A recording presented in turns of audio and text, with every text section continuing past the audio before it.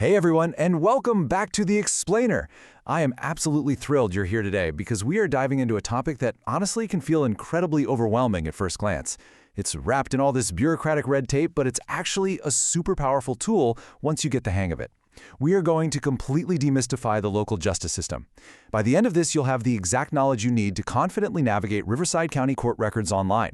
Whether you're doing some deep dive legal research, maybe running a quick background check on a contractor, or just verifying some personal information, understanding this system is an absolute game changer. So let me kick things off with a quick question for you. Did you know that accessing court records in Riverside County has literally never been easier? And better yet, you can often do it right from your couch without spending a single dime. It's true.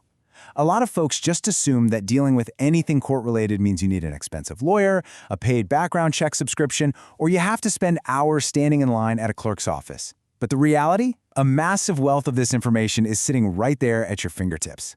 But there's always a catch, right? The real secret to this whole process is knowing the exact steps to avoid the hidden fees.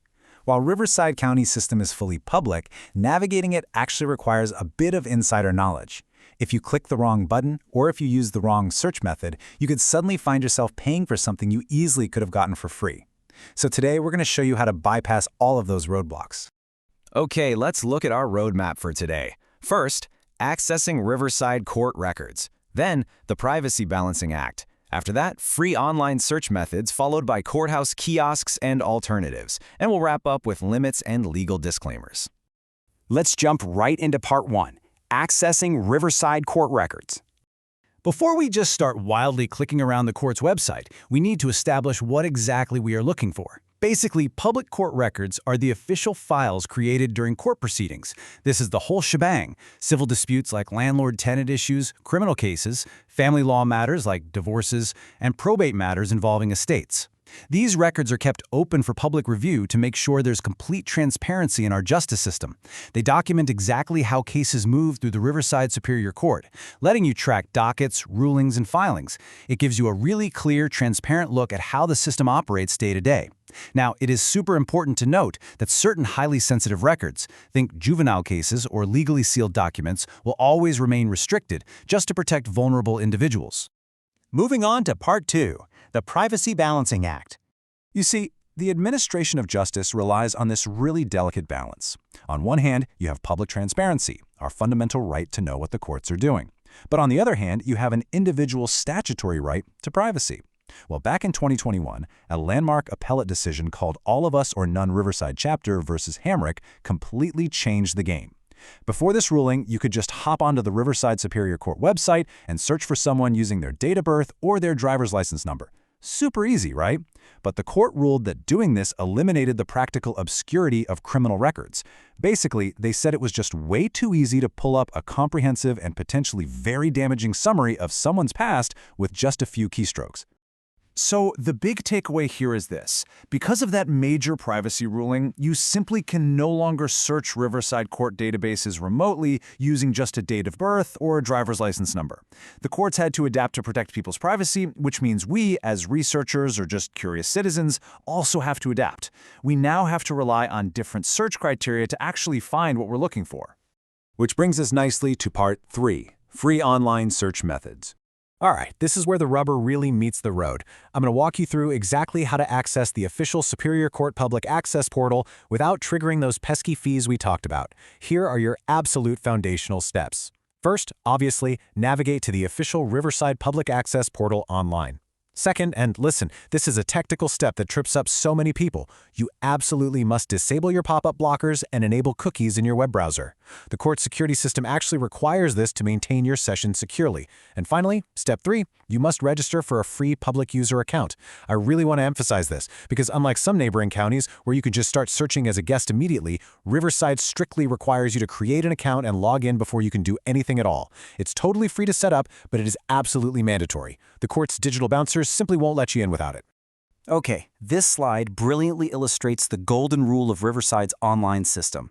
Take a look at this comparison. If you already have the specific case number, you can run a case number search. That is completely 100% free. It instantly returns the register of actions, which is basically the chronological timeline of everything filed in the case, along with case summaries. However, if you only have a person's name, you have to run a name search. And Riverside treats a name search as a formal record search, meaning they charge a fee for it. You can actually be charged up to $15 just to search a name, even if literally 0 results come back. So say you're doing a background check on a contractor. Don't just type their name in online and blindly pay the $15. A better strategy is to try and find an old case number from a free public records aggregator first, and then plug that specific case number in here for free.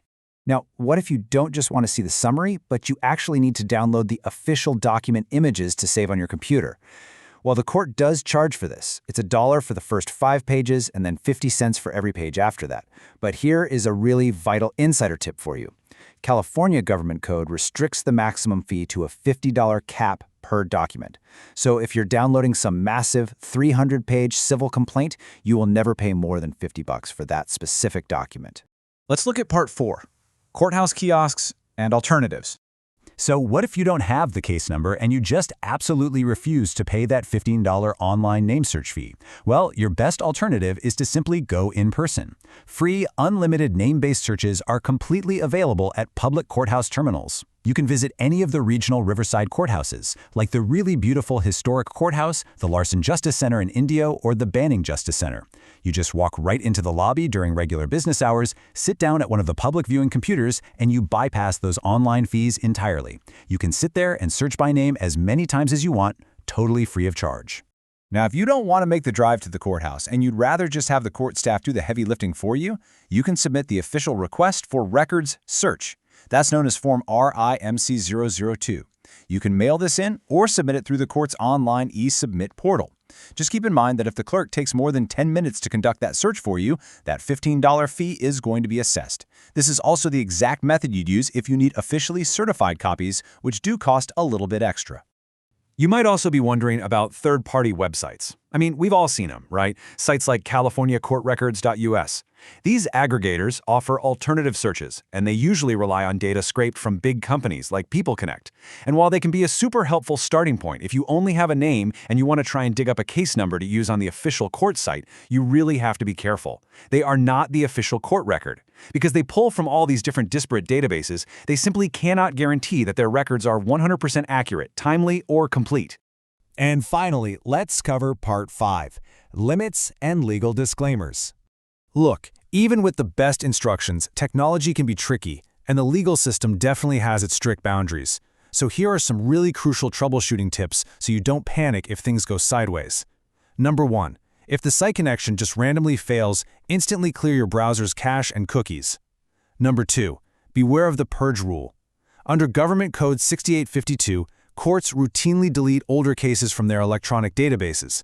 So if you get a no results found message, it doesn't always mean the case never existed. It might just have been legally purged. Number 3.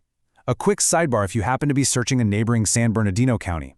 They have this weird quirk where you have to swap printed prefixes on your paperwork, like RFL, for specific jurisdiction codes, like RS, just to get the online search to work. And lastly, very importantly for Riverside, there is a strict security limit of 30 searches or case lookups per 5-minute window.